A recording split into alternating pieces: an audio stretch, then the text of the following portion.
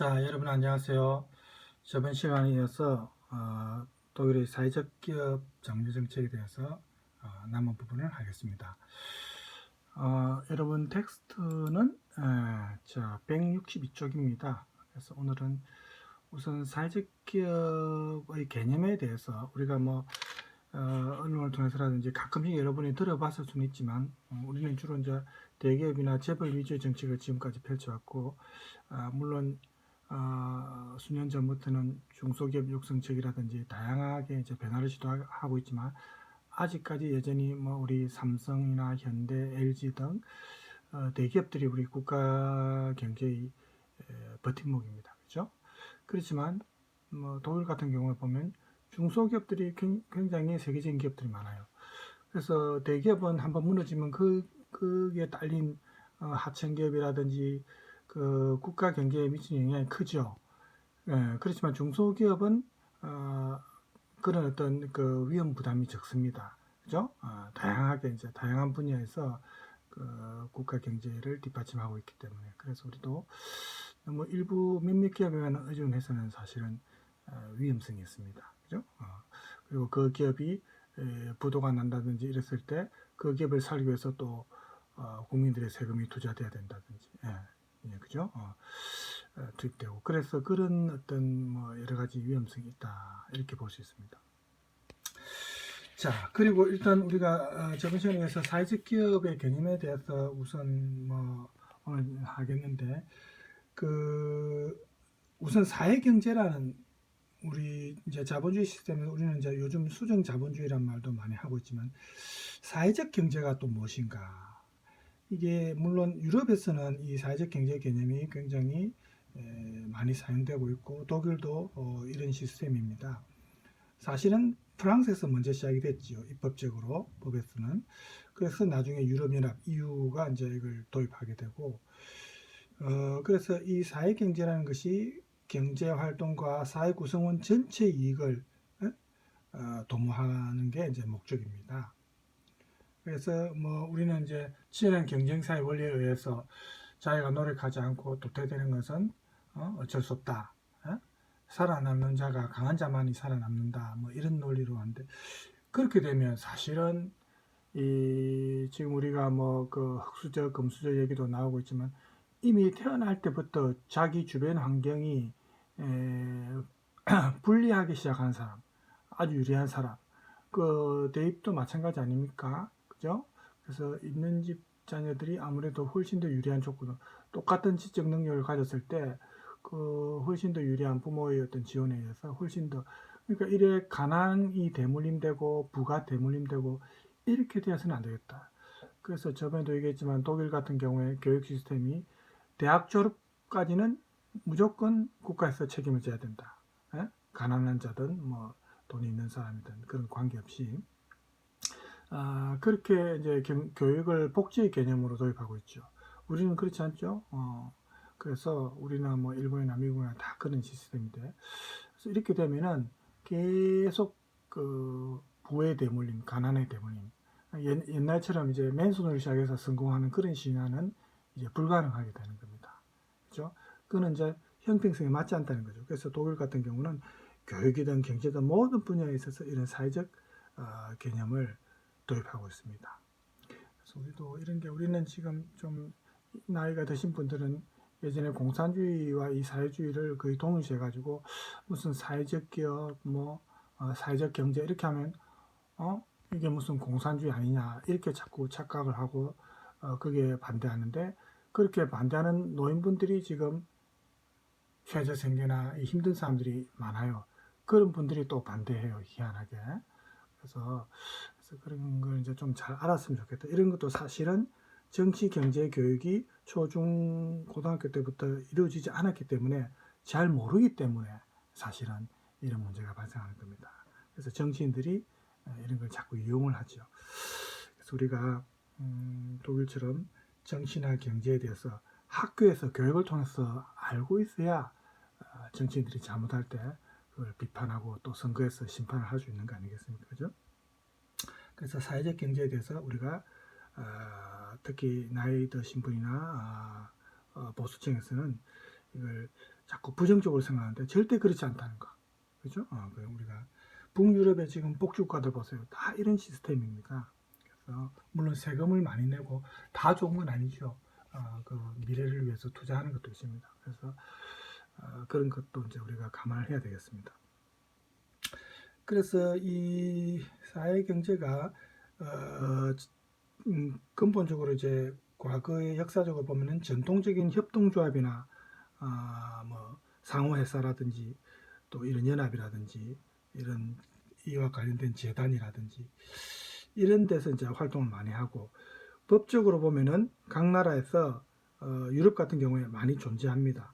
그래서 유럽의 사회경제는 유럽 경제의 약 10%를 차지합니다. 그러니까 자본주의 시스템에서 이 사회경제가 10%면은 굉장히 비율이 높고 또 자본주의의 단점을 보완하는 거죠. 예, 그래서 이런 빈부격차가 심해지는 것을 보완할 수 있는 게 이 사회경제입니다. 그래서 약 1100만 노동자 유럽연합의 전문 노동 인구의 한 4.5%, 이게 이제 2014년 조사 통계인데 그 정도 비율이랍니다. 사회경제가 차지하는 비율이. 노동자로서는 약 1100만, 또 전문 노동 인구는 약 4.5%가 차지한답니다. 그래서 이런 모든 경제 요소는 사회경제를 구성하고 또 공동체로서 사회적 기업의 개념 정의에도 우리가 적용을 할 수 있는데, 사회적 기업 개념에 상응하는 법적 형태는 여러 유럽 회원국들, 예를 들면 뭐 벨기에나 핀란드나 프랑스나 영국이나 이탈리아나 뭐 슬로베니아나 뭐 많습니다. 이런 그 유럽 회원국들에 의해서 도입이 되었지만 서로 조금씩 국가마다 다르게 사용되고 있습니다. 또 유럽 회원국은 사회적 기업에 대한 제도를 도입하고 사용은 하고 있지만 또 그 개념을 정의함에 있어서도 조금씩 관점이 조금씩 다릅니다. 그래서 물론 전체적으로 볼 때 큰 차이는 없겠지만 각국의 어떤 상황에 따라서 조금 시각이 다릅니다. 그래서 국제 연구 네트워크가 사회적 기업의 정의에 대한 이런 차이점을 찾기 위해서 표준화된 기준에 따라서 이제 개념을 확립하려고 이제 제시한 게 있는데, 여러분 텍스트 163쪽에 보면 이게 나오죠, 여러분. 여러분 텍스트 바로 보셔도 되고 이 화면으로 봐도 되겠죠. 이 정의 내용 한번 볼까요? 사회적 기업은 사회 및 공동체에 관계된 목표를 설정하고 실현하기 위해 사법에 기초한 경제기업이다. 그러니까 법적으로 어쨌든 보장된 겁니다. 그죠?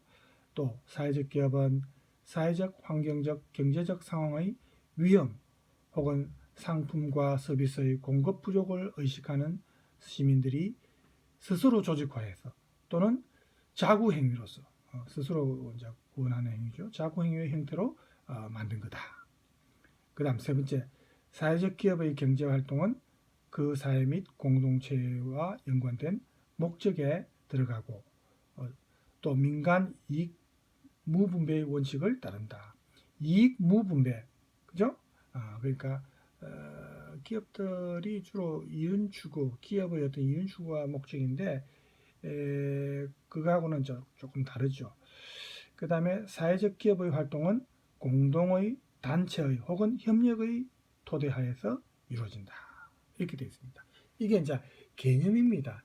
개념을 정의하기 위해서 조금 이렇게 이제 문구한 건데, 이에 반해서 이제 독일 같은 경우에 보편적으로 독일에서 생각하는 사회적 기업에 대한 정의가 물론 이렇게 문구가 되어 있지는 않습니다만 2010년에 독일 연방정부가 발표한 그 사회 참여 전략 2010이 있습니다. 독일어로 이제 나ционale Engagement Strategie 이렇게 이제 말하는데, 여기에 보면은 그동안 좀 명확하지 않았던 이 사회적 기업에 대한 개념이 이제 여기에 나와 있습니다. 그래서 그 독일에서 사회적 기업은 개개의 시민의 사회 참여에 의하여 사회 조직을 형성하는 그런 걸 말합니다.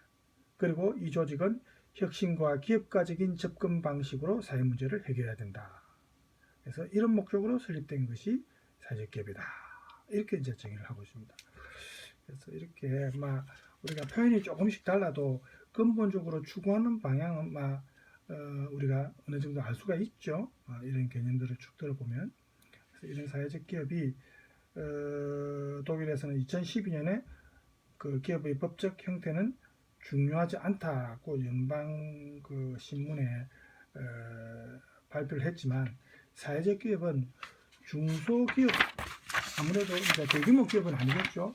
중소기업과 어쨌든 연관이 있다는 거. 예? 그래서 우리나라도 대기업이 뭐 사회적 기업과 관련해서 뭐 이렇게 참여하는 거 보면 실질적으로 거기에 대해서 굉장히 이제 관심도가 높은 건 아닌 거고, 그 기업의 브랜드 이미지를 위해서 지금 보면 광고도 보면은 뭐 삼성 광고도 그렇고 이래 보면은 그 많은 서민들을 위한 그 기업인 것처럼 이렇게 광고를 많이 하죠. 실제 물론 광고도 그렇게 하는 건 나쁜 건 아니지만 광고처럼 그렇게 실제로 해야 됩니다. 자기들의 그 기업 이윤을 국민들에게 돌려주고, 그죠? 환원하고, 이렇게 돼야 진정한 사회적 기업이 아니겠습니까? 그죠? 광고처럼 실제로 그렇게 해야 안 되겠습니까? 그래서 이제 독일 같은 경우 이런 독일의 사회적 문제를 방식이 이제 기업가적인 방식으로 해야 된다. 또 혁신적인 영업 모델로서 해결해야 된다. 그렇게 해야 이게 진정한 사회적 기업이다. 이렇게 어쨌든 정의를 내리고 있습니다. 그래서 이제 이 사회적 기업이 주요 목적이 그 사회와 또 그 사회 환경 또 지역 공동체를 위해서 중요한 원동력을 제공해야 된다. 예? 그래서 이 사회적 혁신으로 지금까지 행해지지 않았던 그런 요구를 충족시켜주고 또 지적인 성장에도 공헌해야 되고, 이렇게 해야 사회적 기업이라는 거죠. 그래서 이런 걸 위해서는 노동자들이 자신의 능력을 훈련하고 또 향상시키기 위해서 끊임없이 노력해야 된다. 그러니까 사회적 기업이 정부 지원에만 의존하면 안 된다 했죠. 저번 시간에 제가. 그죠? 물론 정부 지원도 어느 정도 필요하지만 그 기업 스스로가 노력하고 창의적 모델을 계속해서 개발하기 위해서 노력하고, 이런 게 병행이 돼야 된다는 겁니다. 그렇죠? 그래서 이 사회적 기업의 핵심은 인간의 관점입니다. 어쨌든 인간 위주의 인간의 관점이고, 또 사회적으로 서로 연결되어 있다는 커뮤니케이션, 이런 걸 또 지향해야 되고, 사회가 전체적으로 더불어서 성장하는, 그래서 여성뿐만 아니라 청소년과 노인들을 위해서 지속적으로 일자리를 창출해야 이게 사회적 기업. 그렇죠? 주로 남성 위주의 젊은 층 경제활동구에 집중돼서는, 물론 그건 당연히 뭐 이루어지겠지만, 거기에서 제외되는 계층, 예를 들어서 성별로 따지면 또 여성, 그 다음에 연령별로 따지면 청소년과 노인들을 위해서도 일자리를 창출해 줘야 됩니다. 물론 여기에 장애인들도 당연히 포함되죠. 이런 게 이제 사회적 기업이라는 겁니다. 그리고 노동자들은 이런 자기들이 일하는 작업 환경에서 편안한 분위기를 느끼고, 그래서 이런 분위기가 자신의 업무와 또 다른 사람들 작업 환경에도 영향을 미치고, 이렇게 돼야 이것도 사회적 기업에 들어가는 겁니다. 그러니까 작업 환경도 중요하다는 거죠. 그래서 노동자의 작업 환경은 죄송합니다. 목이 좀 쉬네요. 노동자들의 작업 환경은 그 자기들 업무를 수행할 때 이 신뢰성과 관계가 있습니다. 그래서 일반적인 기업의 어떤 정형화된 그런 인적 자원에 의존 안 하고, 안 하고서도 성과가 있어야 된다는 거죠. 그러니까 장애인이든 노인층이든 뭐 이런 사람들도 이제 이 사회적 기업의 그 환경에서 적응을 할 수 있도록 그렇게 이제 해야 줘야 된다는 겁니다. 아까 제가 장애인 얘기를 했는데 뭐 자폐증 걸린 사람이라든지 뭐 이런 장애인들, 이 사회적으로 활동하기 힘든 사람들 아닙니까? 방콕하고 집에 이제 집 밖에 나가는 걸 꺼려하고, 그죠? 그래서 이런 게 이제 사회적 낭비죠, 사실은. 그죠? 그래서 이런 자폐성 장애인만을 고용하는 그런 기업도 있습니다. 독일의 사회적 기업 중에 아우티콘이라는 기업이 이런 자폐를 장애로 보지 않고 생산성을 높일 수 있는 노동력으로 보는 겁니다. 이 회사는 보면은 자폐증 그 장애인들이 사회적 관계에서 의사소통의 어려움은 물론 있지만, 대신에 이 사람들을 보면 우리가 영화에서도 여러분이 많이 봤겠지만 관찰력이나 어떤 정확성이나 집중력이나 기억력이나 이런 직관력이나 논리적 사고력이나 뭐 이런 데서 보면 오히려 일반인들보다 뛰어난 경우가 많아요. 그러니까 커뮤니케이션이 좀 어려움을 겪지만 다른 이런 장점들이 있더라고요. 그래서 이런 장점을 살려주는 겁니다. 이런 사회적 기업이. 그래서 독일에서 이런 회사가 있다는 거. 그리고 이제 독일에서 보면 사회적 기업의 노동자들은 약 50% 정도 미만이 장애인이 많습니다. 그래서 아무래도 좀 적은 비용으로 기업을 유지할 수 있습니다. 이 사람들은 일반 기업에 취업이 거의 힘들죠. 물론 요즘에는 뭐 할당량이라가 장애인들 이렇게 뭐 하는 경우도 있지만 어쨌든 취업이 잘 안 되는 그런 사회적 약자들입니다. 그래서 사회적 기업의 노동자들이 독일 경우에 보면 50% 미만이 장애인입니다. 그래서 적은 비용으로 기업을 유지할 수 있고 임금과 급여도 역시 다른 기업에 비해서 지급이 됐죠. 이거 뭐 착취한다는 건 아닙니다. 당연히 생활할 수 있도록 그 보수는 다 어느 정도 되지만 일반인들하고 이제 똑같지는 않죠. 왜냐하면 이제 장애인이니까 그런 장애인 때문에 이제 일할 때 그런 핸디캡이 있죠. 그런 걸 이제 감안을 한 겁니다. 그렇더라도 장애인 입장에서는 얼마나 고맙습니까? 자기들이 그렇게 일을 할 수 있다는 게, 그죠? 그래서 이를 통해 사회적 기업이 시장 경제에서 이 임금비 면에서 경쟁력 우위를 차지할 수 있죠. 그리고 그 밖에 또 기업의 그 이익이 사회적 기업에서는 이제 계속 지속적으로 장기 투자를 할 수 있는 그 가능성이 있죠. 다시 투자를 하고, 그죠? 그래서 이런 게 어쨌든 사회적 기업에 들어간다. 우리가 사회적 기업을 정의할 때 이제 독일의 사례를 통해서 지금 보고 있는데, 그래서 이제 여러분 165쪽에 이제 넘어갑시다. 텍스트 165쪽으로 가면 사회적 기업의 발전이라고 되어 있죠. 그래서 이제 그 과정을 조금 보겠는데, 물론 전통적으로 지금 뭐 사회적 기업이 독일에서는 최근이 아니고 이미 19세기 때, 그러니까 1800년대죠. 19세기 때부터 이미 그런 전통이 있습니다. 사회적 기업의 전통이. 여기 보면 예를 들어서 프리드리히 빌헬름 라이파이젠, 또 헤르만 슐처 델리츠, 그 다음에 아돌프 콜핑 뭐 이런 사람들 이름이 나오죠. 이런 사람들이, 이런 기업가들이 이미 19세기 때부터 사회적 기업가였습니다. 그래서 이런 전통이 있으니까 이게 오늘날에도 이제 이 독일에는 이런 전통이 계속 이어져 오면서 좀 더 업그레이드돼서 작업 환경이 개선된다든지 또 다양한 분야에서 그죠? 어쨌든 좀 더 보충 보완되고 이렇게 이어져 오고 있는 겁니다. 그래서 뭐 복지국가 영역뿐만 아니라 시민사회 또 공공의 제3영역 여기에도 이제 사회적 기업이 중요합니다. 여기 진짜 3영역이라면 조금 애매하니까 밑에 각주가 있습니다. 여러분 보면은 여러분 각주 14에 보세요. 나와있죠? 이 제3영역은 국가를 이제 1영역이라고 보는 거죠. 국가나 또 영리를 목적으로 하는 기업, 이게 이제 제2영역이라는 겁니다. 이게 아니고 제3의 다른 영역, 그죠?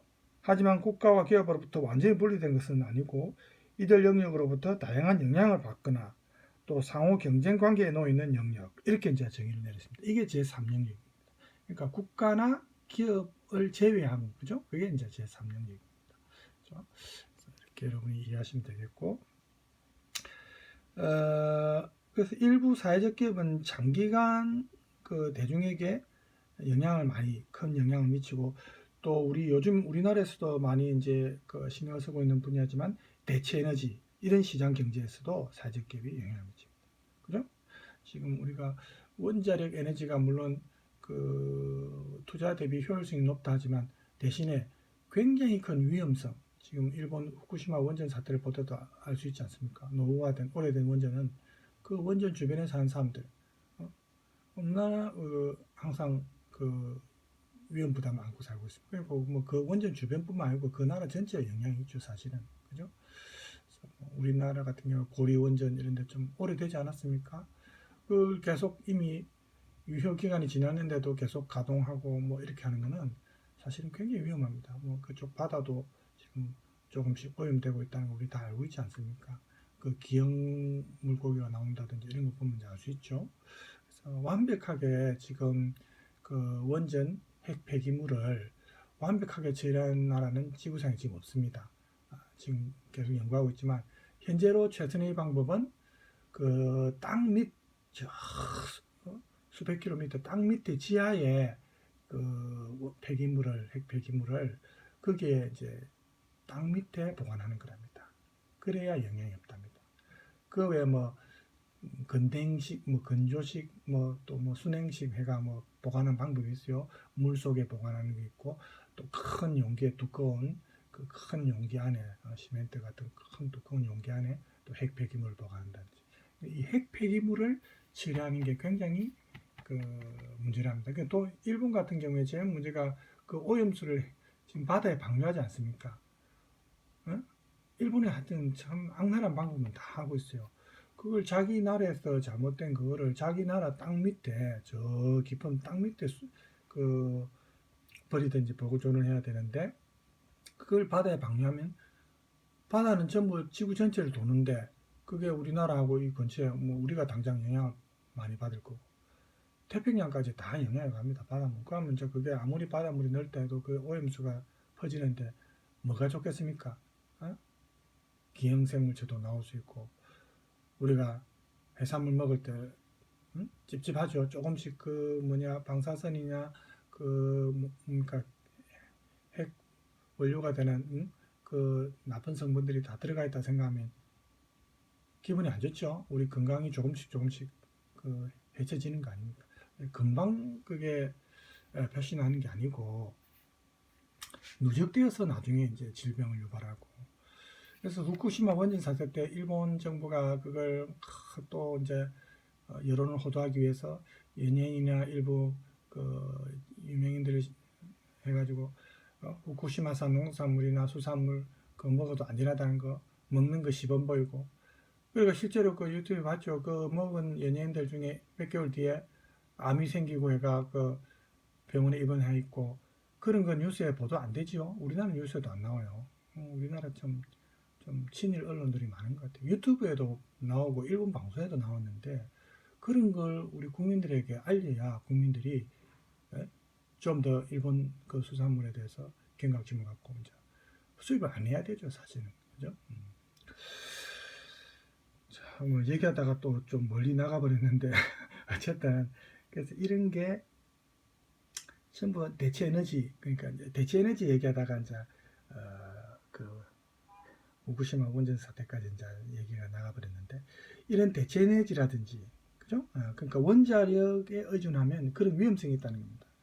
우리가 핵 원자 기술은 물론 유지하고 보존을 해야 되겠지만 원자력 발전소를 계속 짓는다는 것은 사실은 국민 생명을 담보로 위험하죠. 그래서 대체 에너지 이제 뭐 또 재생 에너지 이런 거는 처음 초기 투자 비용은 좀 들더라도 장기적으로 볼 때 안전하면서 우리 국민 건강에도 좋고 그죠? 자연으로부터 태양이나 뭐 빗물이라든지 대지의 지열이라든지 풍력이라든지 이렇게 자연으로부터 에너지를 얻는 거니까 그죠? 예, 아무런 해가 없습니다.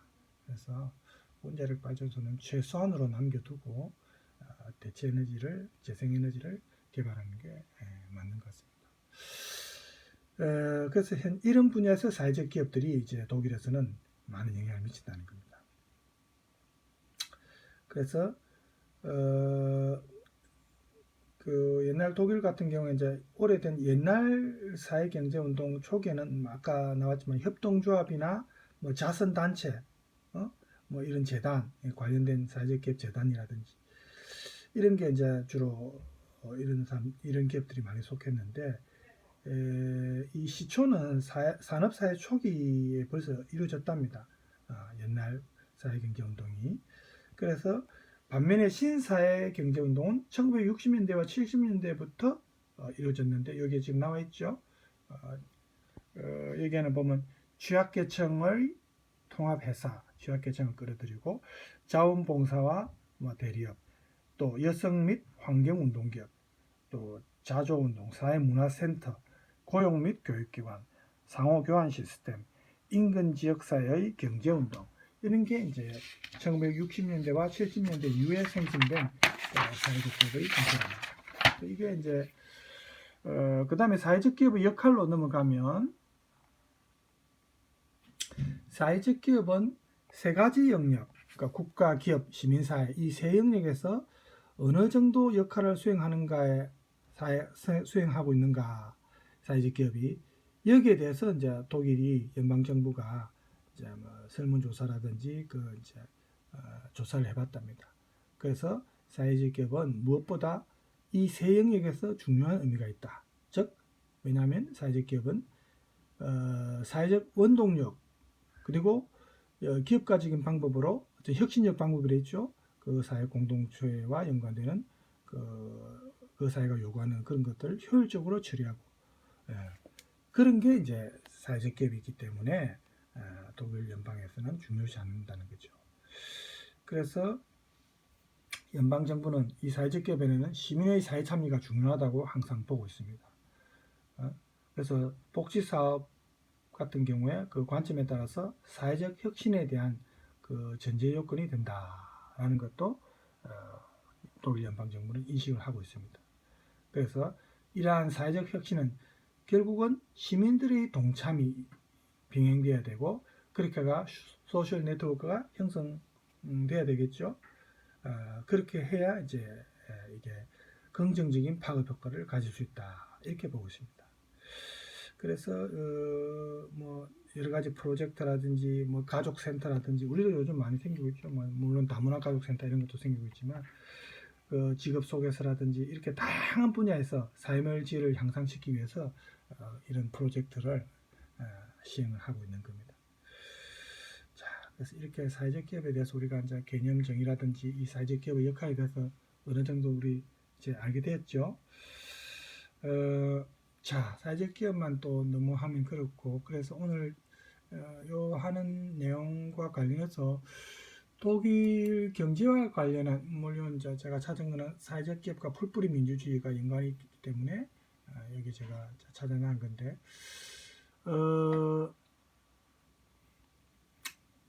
독일의 경제 제도를 이렇게 보면은 사람 중심의 경제라고 이제 보통 얘기를 많이 합니다. 예, 여기 이제 그 강연에서 제가 찾은 내용인데 지금 이게 시간이 조금 분량이 많아서 오늘은 지금 40분 정도 되는 분량이라서 오늘은 하기 힘들고 다음 시간에 하든지 하고 이후 시대의 흐름 독일 경제를 이제 역사적으로 볼 때 2차 세계대전 이후에 독일의 이제 경제 발전 과정을 조금 개관을 할까 싶습니다. 사회적 경제에 대한 부분은 또 이 정도 하고 또 다음 시간에 남은 부분 하겠습니다. 은 이러한 독일의 죄악을 모두 사해주는 듯한 모습을 2차 세계대전 이후에 독일의 미국과 소련의 경제 총성 없는 발전 전쟁인 과정입니다. 냉전 체제는 미국으로 하여금 서유럽 국가들을 반드시 자신의 편으로 끌어들이도록 만들었습니다. 미국은 전쟁으로 개박살난 기존 서유럽의 강대국이 소련에 넘어간 것을 막아서기 위해 마셜 플랜이라고 불리는 경제 원조를 감행하게 됩니다. 어떠한 어려움을 겪더라도 우리는 함께해야 한다. 이렇게 시작된 마셜 플랜은 1947년부터 1951년까지 약 4년 서독 경제를 부흥시키는데 가장 큰 역할을 하는 게 미국의 경제 지원, 즉 그 당시 마샬 플랜이라고 불리죠. 이게 이제 독일이 전후의 경제를 복구하는 데 있어서 가장 큰 영향을 미친 제도죠.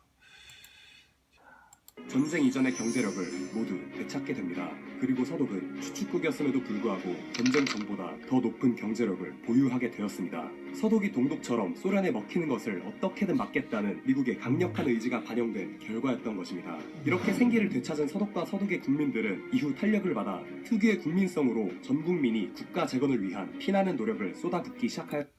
그러니까 이 국민성이 참 중요합니다. 똑같은 패전국인데도 또 일본 얘기를 안 할 수 없는데, 그죠? 물론 우리가 일부 독일의 극우 세력이나 정치인들이 문제고 다수의 일본 국민은 착하다, 좀 정직하다, 뭐 이렇게 얘기하는 사람들이 많은데 사실은 아니죠. 그런 정치인들을 뽑은 사람들이 일본 국민들 아닙니까? 선거를 통해서. 지금 일본처럼 이렇게 자민련입니까? 그 집권 여당이 수십 년 동안 계속 같은 당이 여당인 나라는 전 세계에 찾아보기 힘듭니다. 사실은 일본은 민주주의 국가라기보다는 자민련 뭐 거의 독재 국가랑 마찬가지죠.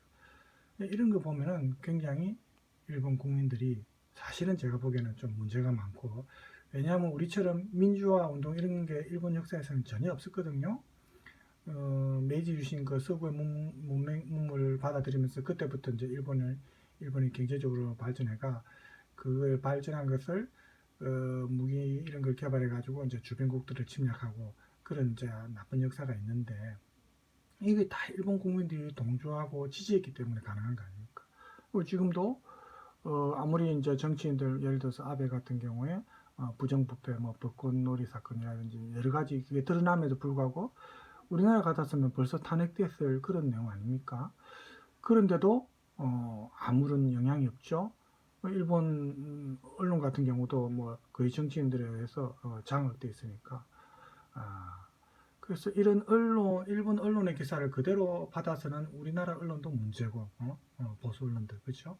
그래서 이런 게 다 이제 우리가 한일 간의 갈등에 있어서 문제는 우리 국내 한국 내에 이제 친일 잔존 세력들이 이제 유럽 같으면 나치 부역자들이죠. 여전히 활동하고 있기 때문에 지금 사실은 우리가 문제가 많습니다. 그죠? 그래서 어쨌든 이런 독일이 이제 전후에 복구되고 경제 강국으로 올라서는데, 일본도 우리 6.25 전쟁을 발판으로 경제가 살아나고 똑같이 이렇게 전후에 패전국이면서 경제가 살아났지만, 저번 시간에도 했지만 완전히 다른 행보를 걷게 된 것은 어떻게 보면 국민성하고도 관계가 있습니다.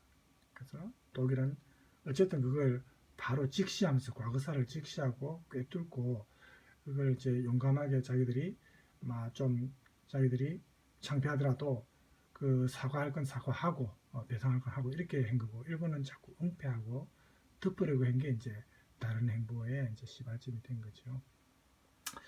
그래서 자, 독일의 경우를 계속 봅시다. 이렇게 국민성이 어쨌든 근면한 국민성이 이 경제 발전의 토대가 된 겁니다. 피나는 노력을 한 거죠.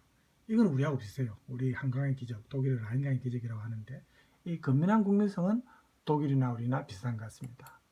하였으며 1950년도부터 60년대까지 민족적 의지와 단결력으로 한국에서 흔히 라인강의 기적이라고 불리는 경제 기적을 이뤄내게 그렇죠. 됩니다. 이렇게 엄청난 폭풍 성장을 경험한 독일은 1970년대에 자본주의 진영에서 세 번째로 부유한 경제 대국으로 올라서게 됩니다. 이는 영국과 프랑스의 GDP를 50% 이상 상회하는 수준이었습니다. 이처럼 지속적인 경제 성장을 이어오던 독일은 정말 아무도 예상치 못한 과정을 통해 1990년에 갑작스러운 통일을 맞이하게 되면서 다시 대박살납니다. 네? 정말 갑작스럽게 아무도 예상치 못한 방식으로 일어난 독일의 통일은 상상 이상으로 막대한 통일 비용을 발생시켰고, 통일 이후 서독과의 경쟁에서 밀린 동독의 산업은 괴멸적인 붕괴를 맞이하게 되었습니다. 이후 급격한 실업률 상승까지 몰아치며 독일 경제는 10여 년이 넘도록 침체 속에 허덕이는 결과를 맞이하고 말았습니다.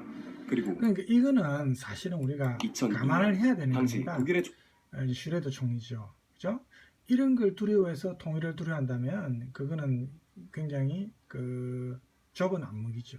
우리가 장기적으로 거시적으로 볼 때 지금 독일을 보세요. 통일하고 훨씬 더 강대국이 되지 않았습니까?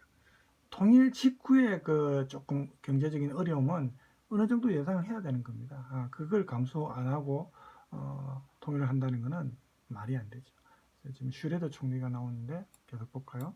총리였던 슈레더는 500만 명에 육박하는 실업률과 끝없는 저성장을 바라보다가 500만은 도저히 용납할 수 없는 숫자입니다 라고 한탄하며 결국 이를 해결하기 위한 특단의 조치를 세우게 됩니다. 슈레더는 전 폭스바겐 노동이사였던 페터 하르츠 박사를 중심으로 실업률 해결을 위한 특별위원회를 설립하여 아젠다 2010이라는 특단의 경제정책을 발표합니다. 이렇게 위원회를 이끌게 된 하르츠 박사는 임종 직전까지 이르렀던 독일 경제에 호흡을 돌려놓기 위한 심폐소생술과 같은 특단의 조치들을 줄줄이 내놓기 시작하였는데, 이러한 내용을 품고 있는 독일의 노동개혁, 일명 하르츠 개혁은 불법 노동을 정부 차원에서 직접 양성화시켰고 해고와 고용을 더 쉽게 할 수 있도록 만들었으며 실업급여 수당을 대폭 축소시키는 등 매우 극단적인 개혁을 내세웠습니다. 이는 마치 위암 말기 환자를 위해 어쩔 수 없는 마지막 대수술을 하는 느낌이었습니다. 당시 하르츠 플랜은 실업률을 어떻게든 떨구기 위해 미니잡 같은 비정규직 일자리를 대폭 증가시켰고, 이로 인한 질 낮은 일자리의 범람, 노동 안정성 하락, 빈부격차 심화 같은 부작용을 야기시킨다는 비판을 받기도 하였습니다. 그러나 당시 독일 정부는 싸구려 일자리일지라도 없는 일자리보다는 낫다라는 일념 하나로 정책을 밀어붙였으며 2005년 메르켈 당선 이후에도 이 개혁은 중단 없이 계속해서 이행되어 갔습니다. 그리고 이 개혁은 성공합니다. 대성공합니다. 하르츠 개혁은 자동차, 기계, 화학, 의학과 같은 독일 특유의 우월한 제조업 경쟁력과 막대한 시너지를 발휘하며 대외적 가격 경쟁력을 지속적으로 끌어올리는 결과를 이루어내었고, 저성장의 늪에서 허덕이던 독일을 2006년을 기점으로 OECD 평균 경제 성장률까지 회복시켰습니다. 그리고 2008년 미국발 세계 금융위기 당시 세계 경제 대침체 속에서 가장 안정적인 회복력을 보여주었고, 이후부터 2018년까지 제조업을 중심으로 대규모 경상수지 흑자를 계속해서 기록하게 됩니다. 그리고 이렇게 독일 경제가 지속적이고 안정적인 성장을 이룰 수 있도록 막대한 영향을 끼친 것이 바로 EU의 통합화폐 유로화입니다. 독일이 원래 마르크화죠. 그런데 이제 EU 회원국이 되면서 이제 유로화로 전부 통일이 된 겁니다. 화폐 단위가, 그죠?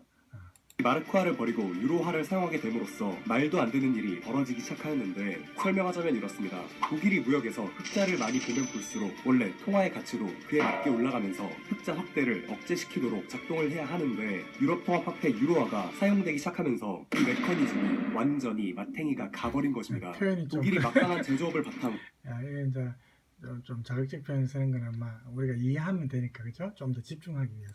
무자비한 무역 흑자를 지속적으로 발생시켜도 여러 나라가 묶여있는 유로화의 특성 때문에 통화 가치는 계속해서 유지되고, 독일의 무역 흑자는 아무런 페널티 없이 계속해서 천장을 박살내는 이 미친 현상이 발생하게 된 것입니다. 이렇게 독일이 폭발적인 흑자를 내면 낼수록 경쟁에서 밀린 이탈리아, 그리스, 스페인 같은 국가들은 계속해서 만성 적자에 시달리게 되어 유로존 내 국가들은 시간이 흐르면 흐를수록 경제적으로 독일에 종속되기 시작합니다. 그렇죠. 지금 유럽연합에서 독일이 없으면 유럽연합이 지탱이 안 됩니다.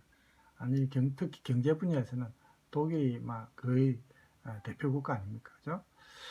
이렇게 독일은 EU라는 단일 시장의 최대 수혜자가 되었고, 또한 유로화의 최대 수혜자가 되었습니다. 이러한 독일의 대성공에 감탄한 다른 국가들이 독일의 모델을 따라하기 시작하면서 유럽은 점점 더 독일스럽게 변해가게 됩니다. 그리고 유럽연합도 자연스럽게 독일을 중심으로 작동하기 시작하였습니다. 현재 유럽연합의 집행위원회가 정책을 시행하기 전에 가장 먼저 찾아간 곳은 독일입니다. 그리고 다른 유럽 국가들도 어떠한 결정을 내리기 전에 먼저 찾아가는 곳이 바로 독일입니다. 프랑스도 이탈리아도 베네룩스 3국도 아닌 그냥 단지 독일입니다. 이미 독일의 지지 없이는 유럽 내에서 제대로 된 변화를 만들 수 없게 되었고, 독일의 결정이 곧 유럽의 결정이라는 공식이 성립하게 되었습니다. 2009년 그리스 국가 부채 위기 당시에도 프랑스, 이탈리아, 베네룩스 3국 그 어떤 국가들도 특별한 대책을 내놓지 못하고 있었습니다. 그리고 이 같은 그리스 사태에 대한 합의는 독일이 나서기 시작하면서 비로소 이루어지기 시작했고, 유로존 그 어떤 국가들도 독일의 태도에 딴지를 걸지 못했습니다. 그렇죠. 독일이 워낙 돈이 많이, 그래서 어쨌든 독일이 그때 그리스 사태 때도 이걸 막았지 않습니까? 그렇죠? 또 말입니다. 프랑스는 그리스가 유로존에 계속 남도록 회유하기 위해 정책 전문가를 파견하였는데, 그들이 한 조언은 독일의 요구를 만족시키기 위해 그리스는 무엇을 해야 하는가 였습니다. 이 같은 유럽의 상황에 대해 타임스의 외교 편집장은 이렇게 이야기했습니다. 유럽이 제안하면 메르켈이 결정한다. 하지만 독일이 이렇게 유럽의 맹주가 된 상황은 사실 독일이 결코 의도한 바가 아니었습니다. 이들이 유럽연합 설립에 적극적이었던 것도 단지 주변국의 신뢰를 얻기 위함이었고, 단일화폐 유로의 제안도 프랑스가 독일의 경제성장과 독일 마르크화의 강세를 두려워했기 때문에 시작된 것입니다. 사실은 초기에는 독일도 유럽연합에 끌인 게 마르크화가 없어진다는 거죠. 그 당시 서독 때부터 통일된 독일도 그렇고, 이 마르크화가 굉장히 강했습니다. 독일 경제가 워낙 튼튼했기 때문에. 그래서 마르크화가 없어진다는 사실에서 독일 국민들도 별로 탐탁지 않았지만, 원래 프랑스라든지 이제 다른 주변국이 독일의 마르크화가 너무 강하기 때문에 오히려 유럽연합 단일 화폐로 하면서 이걸 꺾으려고 했는데, 오히려 방금 내용처럼 반대로 되어버렸죠. 그래서 그렇기 때문에 독일 입장에서는 유럽 국가들의 이러한 불평 불만이 도저히 이해가 안 되는 겁니다. 본인들이 먼저 와서 통합하자고 손 내밀어 놓고, 그렇죠. 이제 와서 독일이 자신들을 지배하고 있다고 비난하는 게 답답할 수밖에 없는 상황인 겁니다. 이 같은 독일의 상황을 영국의 정치학 교수 윌리엄 패터슨은 이렇게 표현했습니다. 룰루턴 헤지몬 독일은 마지못해 자리를 맡은 패권 국가다. 네. 최근 급증하는 유럽의 극우 세력들과 EU 회의론 앞에서 독일의 이 같은 리더십이 어떤 식으로 작용할지 정확한 예측은 그 누구도 할 수 없지만 분명한 것은 EU의 발전을 위해 독일은 결코 없어서는 안 될 존재가 되어버렸고 독일도 이를 충분히 인지하고 있다는 사실입니다. 그렇죠. 그래서 이게 어쨌든 지금 EU에서 독일 경제가 무너지면 EU가 지탱이 안 될 정도입니다. 그래서 독일이 어쨌든 EU의 가장 중심국으로서 그 영향력을 행사하고 있다는 것은 부인할 수 없는 사실이죠. 그래서 이게 이제 처음에 자기들 의도한 건 아니고 주변 국가들도 마찬가지고 주변 국가들은 그런 의도를 했지만 독일이 의도한 건 아니었지만 이렇게 이제 상황이 지금 현재 그렇게 된 거죠.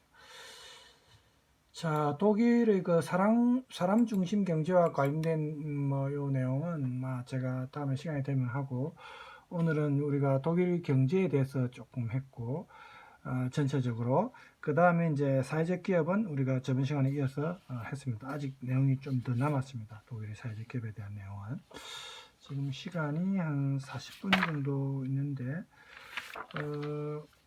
독일의 사회적 기업과 관련된 내용은 다음 시간에 또 남은 부분 마저 하고 마치겠습니다. 오늘은 독일 경제 부분을 했다고 보면 되겠습니다. 다음 시간에는 독일의 사회 제도에 대해서 좀 하면서 사회적 기업에 대한 남은 부분 마칠까 합니다.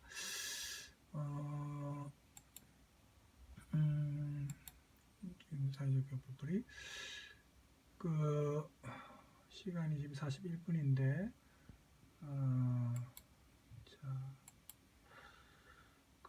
오늘 한 10분 정도 더 한다고 보고 여러분 또 너무 딱딱한 텍스트 내용만 보면 여러분 좀 지루할 수도 있고 해서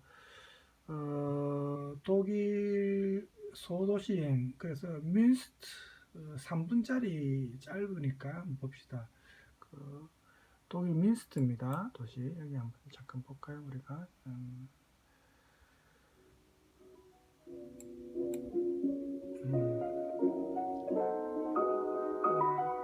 도시가 좀 굉장히 아름다워요.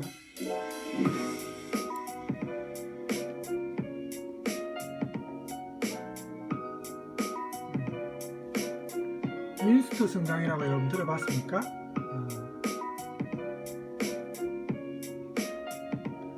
동화 같은 느낌이 드는 도시예요.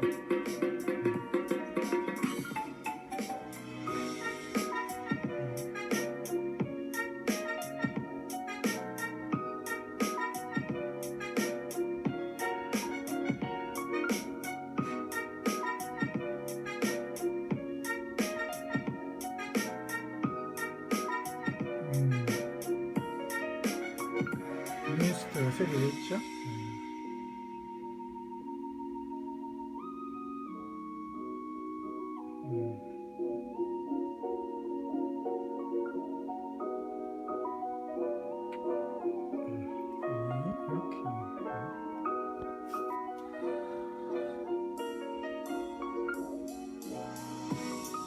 독일 소도시입니다. 큰 도시는 아니죠, 뮌스트가.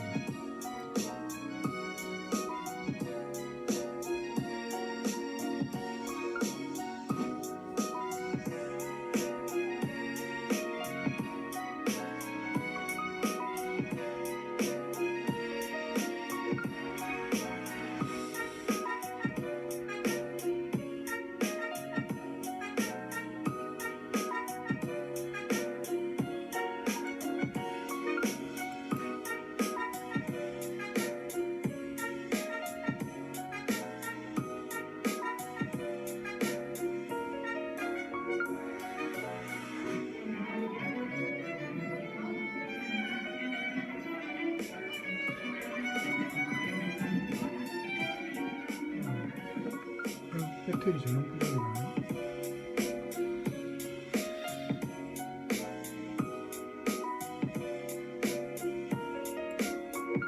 자, 그 다음에 잠깐 이제 독일 라인강 산책길 한 3분짜리인데 잠깐 볼까요? 우리로 지금 한강 주변 풍경 아닙니까? 그죠?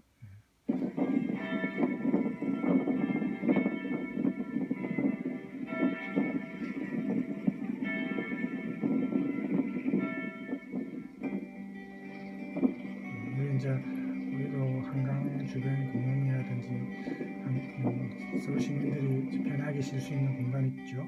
독일도 마찬가지입니다. 흐린 날씨가 많은데 조금 흐리네요. 그래도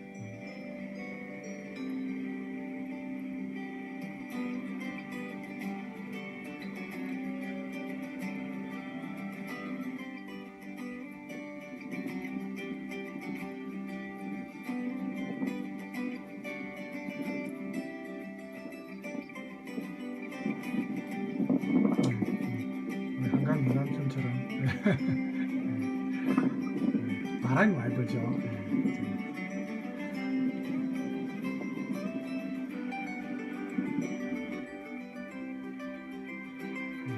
이게 지금 독일에서는 굉장히 좋은 날씨에 속합니다. 이게 지금 날씨가 좋아서 이제 아마 찍은 것 같아요. 평화로운 양떼들, 그죠? 양 풍경이고.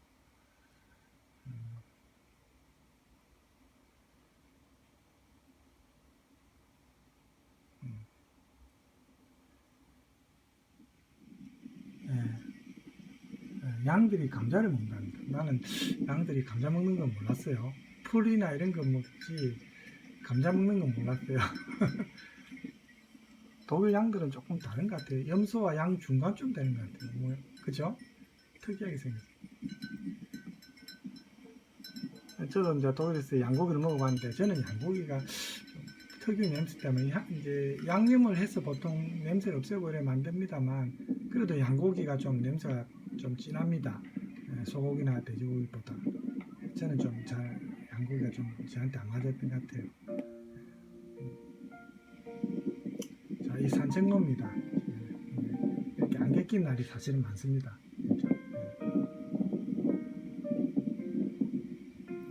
안개 끼고 비가 조금씩 온다든지 부슬부슬 오고 이런 날이 많아서 항상 우산을 갖고 다녀야 되고, 그래서 오늘 지금은 날씨가 좋을 때 찍은 영상이라서 비가 안 오네요.